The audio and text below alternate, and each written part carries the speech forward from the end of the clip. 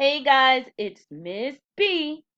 Now, the last time we were together, we learned about the Roaring Twenties. Well, one aspect of the Roaring Twenties is something called the Great Migration and deals specifically with African Americans.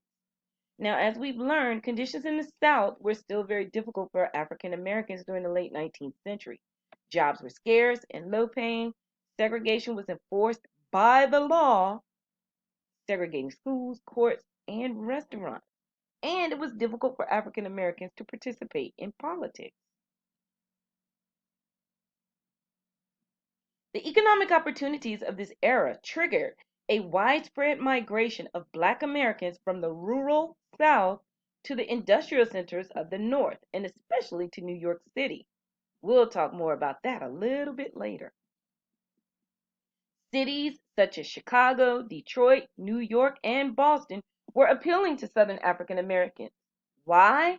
Because the North promised better employment, less discrimination, and less violence. So, overall, a better life.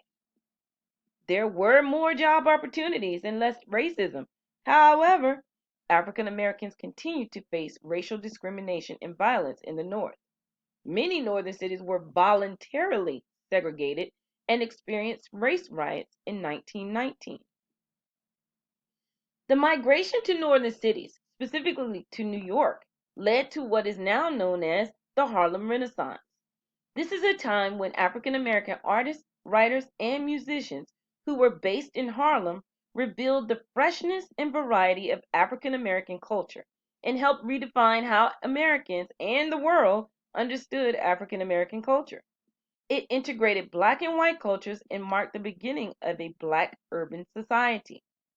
Hey, did you know that today's rap music was created thanks to the music created during this time period called jazz and blues?